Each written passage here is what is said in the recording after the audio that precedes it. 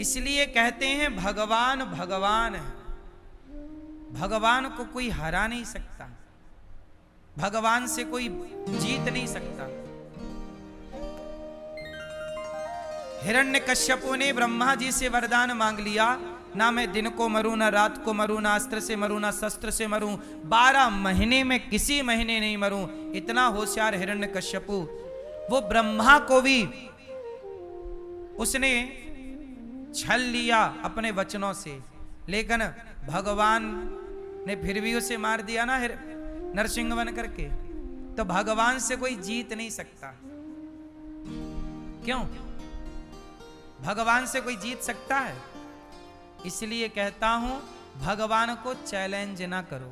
आप लोग दुखी क्यों होते हैं? सच बताओ, आप लोग दुखी क्यों होते हैं? क्योंकि आप लोग ईश्वर को चैलेंज करते हो। कैसे? अब जैसे देखो, कैकेयी माता दुखी हो गई, बेटे ने मां कहना छोड़ दिया, पति की मृत्यु हो गई, समाज में बड़ा अपमान पाया माता कैकेयी ने। बोलो हाँ। अब सोचो क्या गलती हुई। आओ मैं आपको 2 उदाहरण देता हूं, एक शास्त्रों से और एक आज से। बहुत ध्यान से सुनना, आप सबके बहुत मतलब की बात है। देखो, विधि का विधान होता है। क्या होता है विधि का? विधि का विधान था कि अयोध्या के राजा राम बने। विधि का विधान क्या था? कि अयोध्या के राजा। लेकिन कैकेयी ने इस विधि के विधान को स्वीकार नहीं किया। कैकेयी बोली कि मैं विधि के विधान को बदलूंगी और मेरा बेटा राजा बनेगा। जब कैकेयी ने विधि के विधान को, ईश्वर को चैलेंज किया कि नहीं, जब दशरथ जी राजा होके कह रहे हैं कि राम राजा बनेंगे, तो मतलब विधान तो यही कह रहा है, प्रजा भी तैयार है, सब तैयार हैं, विधान यही कह रहा कि राम राजा बने। लेकिन आप क्या विधि के विधान को चैलेंज कर रही हो? आप कह रही हो नहीं मेरा बेटा बनेगा। और कैकेयी ने जब अपना दिमाग लगाया और विधि के विधान को नकारना चाहा, तो क्या हुआ? कैकेयी विधवा हो गई। कैकेयी का बेटा, जिसके लिए ये षड्यंत्र रचा, वो कैकेयी का बेटा भरत हाथ से चला गया। भरत जी ने कभी उसके बाद कैकेयी को माता नहीं कहा। कैकेयी को ये बोला कि तुम्हारे मुंह पे कीड़े क्यों नहीं पड़ गए जब तुमने राम को वनवास भेजा। कैकेयी ने इतना गलत निर्णय ले लिया कि उसके बाद से किसी बाप ने अपनी बेटी का नाम कैकेयी नहीं रखा। कौशल्या 1000 होंगी, सुमित्रा 1000 होंगी, पर कैकेयी, किस बाप की बेटी का नाम कैकेयी है बताओ? लोगों ने नाम लेना तक छोड़ दिया कैकेयी का, क्योंकि ईश्वर को चैलेंज कर दिया। ईश्वर के विधान को कैकेयी ने स्वीकार, जोर से, ईश्वर के विधान को कैकेयी माता ने स्वीकार। इसलिए हम कहते हैं कि आपके लिए जो परमात्मा ने विधान बनाया है, उस विधान को स्वीकार करो। आप लोग क्या करते हो कि आप ना अपना दिमाग लगा के खुरापात करके ईश्वर के विधान को बदलना चाहते हो। नहीं, बदलोगे तो नुकसान पाओगे। इसलिए मेहनत करो, काम करो ईमानदारी से। तुम्हारे भाग्य में जो सुख है, जो दुख है, वो ईश्वर का विधान मान के उसे स्वीकार करो। सुदामा सारी जिंदगी गरीब थे। क्या सुदामा ने कोई खुरापात किया कि चलो जी मैं भ्रष्टाचार कर लूं, गरीब हूं तो थोड़ा दूसरे राजाओं का गुणगान गा दूं, यशगान गा दूं और मैं धन्ना सेठ बन जाऊं? किया क्या? भगवान के ही भरोसे रहे। सुदामा को अंत में अमीरी प्राप्त हुई कि नहीं? भगवान तुम्हें जो दे सकते हैं वो कोई नहीं दे सकता। तुम ईश्वर के विधान से चलो तो सही। अब दूसरा उदाहरण मैं आपको बताऊं, एक छोटा सा उदाहरण मैं आपको देता हूं। आप बहुत समझदार हैं, वैसे आप समझ जाएंगे। आप सबको जो मैं समझाना चाहता हूं वो आप समझ जाएंगे। मैया बैठो मेरी मां, शांति से। सुनो, आप लोग गलती कहां कर रहे हैं वो मैं आपको आपकी गलती बता रहा हूं, और वही गलती आपको दुख देती है। सुनो, एक उदाहरण में बार बार एक ही नाम लेता हूं, आपको लगेगा महाराज जी वही बात, क्या करें, हमें उसी से समझाना है आपको। अभी एक लड़की है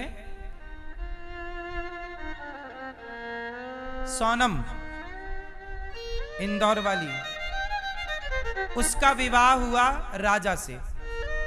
अब इसका मतलब यह हुआ कि भगवान ने उस सोनम नाम की लड़की के लिए राजा नाम का लड़का ही बनाया था। आप सहमत हो कि नहीं? यदि ईश्वर ने ना बनाया होता तो उसका विवाह उससे क्यों होता?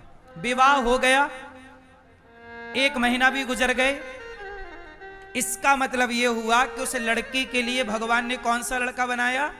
सोनम के लिए क्या बनाया? राजा नाम का लड़का बनाया, राजा रघुवंशी बनाया। शादी हो गई, लेकिन सोनम ने क्या किया? ईश्वर को चैलेंज कर दिया।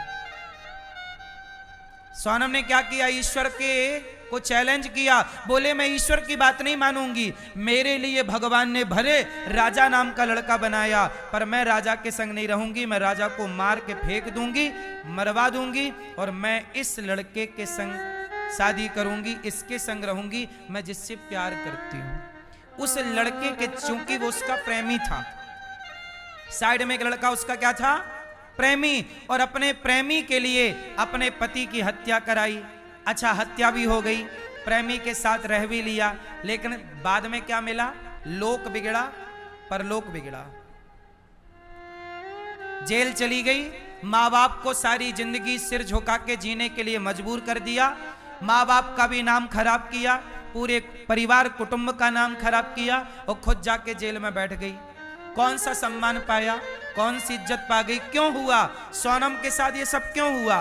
केवल इसलिए हुआ क्योंकि उसने ईश्वर के विधान को स्वीकार, यदि ईश्वर का विधान स्वीकार करती, ईश्वर का विधान था कि तेरे लिए मैंने ये राजा नाम का लड़का बनाया, तू इसके साथ रहे, नहीं, उसने ईश्वर को चैलेंज किया, नहीं, मैं ईश्वर की बात नहीं मानूंगी, मैं जिसके संग रहना चाहती हूं रहूंगी। और जो ईश्वर को चैलेंज करता है वो वही पाता है जो सोनम ने पा लिया। समाज का जो भी उसने जहर पाया, जो भी उसने अपमान पाया, बेइज्जती पाई, जेल पाया, क्या ना पाया? अब उसने बताओ, अब जेल में बैठी कौन सी वो प्रसन्न हो रही होगी? बोलो, कौन सी उसकी मां प्रसन्न हो रही होगी? अब उसके भाई को कौन सा सुख मिल रहा होगा? गलती उसने की, पर उसका निर्दोष भाई, निर्दोष बाप, निर्दोष मां कटघरे में खड़े हो गए कि नहीं? सबके सब। और एक लड़के की हत्या हो गई, वो अलग, उसकी मां भी परेशान के बेटा मर गया, बाप परेशान के बेटा मर गया, बहन परेशान के भाई मर गया। एक की गलती से पूरे 2 परिवार बिखर गए। क्यों? क्योंकि आपने ईश्वर के विधान को स्वीकार नहीं किया। अरे परमात्मा ने तुम्हें जो दिया है वो सोच समझ कर दिया है, उसमें ही प्रसन्न रहना तुम्हारी भलाई है। यदि तुमने ईश्वर के विधान को बदलना चाहा तो फिर तुम्हारी खैर नहीं। और ये संसार में आप लोग दुखी क्यों होते हैं? क्योंकि आप ईश्वर में प्रसन्न नहीं।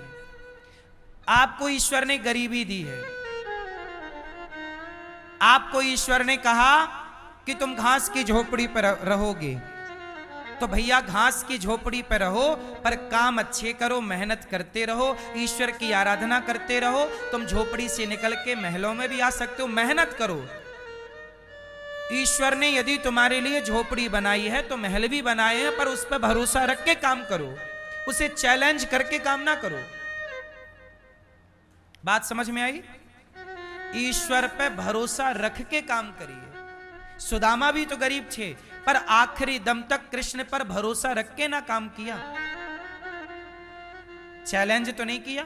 चैलेंज किसने किया? दुर्योधन ने। दुर्योधन बोला, दुर्योधन के पिता कौन? धृतराष्ट्र। अरे बाप की संपत्ति ही तो बेटे को मिलती है, तो दुर्योधन को धृतराष्ट्र की संपत्ति मिल गई, हस्तिनापुर मिल गया।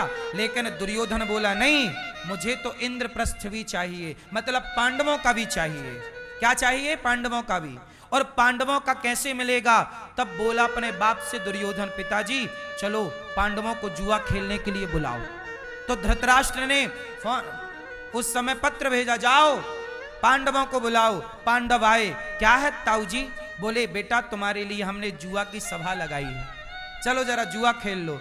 धर्मराज युधिष्ठिर बोले हमको तो जुआ आता नहीं है। अरे ऐसा करो, तुम्हारा छोटा भैया है ना दुर्योधन, उसकी खुशी के लिए खेल लो। ऐसे फंसाया धृतराष्ट्र ने कि जुआ की सभा में बिठाल दी और जुआ खिलाया। और जुआ खेल के क्या हुआ? पांडवों की सत्ता को, पांडवों के धन को जुए के द्वारा, छल के द्वारा जीत गए। और जीत कर क्या किया? द्रौपदी को कटघरे में खड़ा किया। जब तुम्हारी संपत्ति तुम्हारे बाप की थी तो तुमने अपने भाइयों की क्यों हड़प ली? और जब हड़पी तो ईश्वर को आपने चैलेंज कर दिया।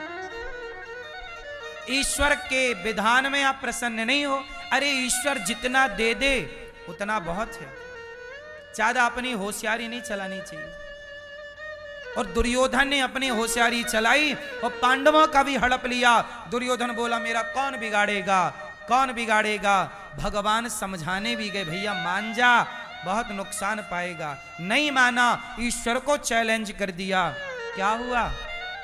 वो दुर्योधन जब महाभारत हुआ 18 दिन के अंदर पूरे 100 के 100 कौरव और कौरवों के 100 के 100 के सबके बच्चे, बेटा के बेटा सारे मारे गए, पूरा कुल खत्म। बोलो हां, दुर्योधन का सर्वनाश हुआ कि नहीं? धृतराष्ट्र का सर्वनाश हुआ कि नहीं? जोर से, जोर से। क्यों हुआ? जोर से बताओ क्यों हुआ? क्योंकि दुर्योधन ने ईश्वर के विधान को चैलेंज कर दिया। अरे जितना तुम्हारा धन है उतने में खुश रहो ना भाई, दूसरे का हड़प के कितने दिन खुश रहोगे? अच्छा एक बात बताओ, रावण की पत्नी का नाम क्या है? जोर से। और सीता के पति का नाम क्या है? क्या सीता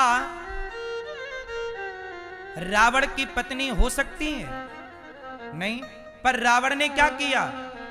अपनी पत्नी बनाने के लिए चुराया।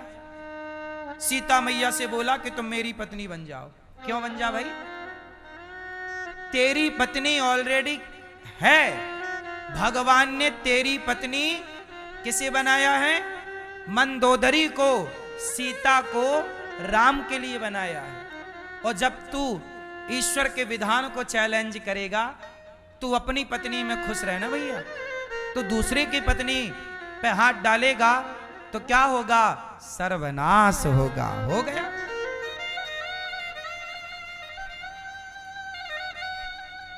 आजकल लोग यही गलतियां कर रहे हैं। जो ईश्वर ने आपके लिए बनाया है आप उसमें खुश रहिए। जितनी कमाई आपकी, जितने बच्चे आपके, जो पति और जो पत्नी आपकी, उसमें प्रसन्न रहिए। उस दायरे से बाहर ना झांकिए। काम करिए, ईश्वर पे भरोसा रखिए, मेहनत करते रहिए, काम करते रहिए। आपकी तरक्की होगी, आपको धन मिलेगा, वैभव मिलेगा, प्रतिष्ठा मिलेगी। आप दूसरे को नीचा दिखा के खुद को प्रतिष्ठित ना करिए। आप अपनी मेहनत से आगे बढ़ो। आप दूसरे का पांव पकड़ के आगे ना बढ़ो कि दूसरे को खींच लो कि तू पीछे हो जा मैं आगे। ऐसा नहीं चलता, ये सब ईश्वर देखता है। तो बताओ मेरी बात से सहमत हो या नहीं? ईश्वर को चैलेंज करने का परिणाम जितने लोगों ने पाया मैंने बताया। आप सहमत हैं मेरी बात से? कितने लोग सहमत हैं? हाथ उठा के। आप लोग ईश्वर को क्या नहीं करोगे? चैलेंज नहीं करोगे। गरीबी है तो गरीबी में गुजारा करोगे। अमीरी है तो अमीरी में घमंड ना करोगे। यदि आपने अमीरी पाकर घमंड किया तो ईश्वर तुम्हारी अकड़ 4 दिनों में निकाल देंगे। इसलिए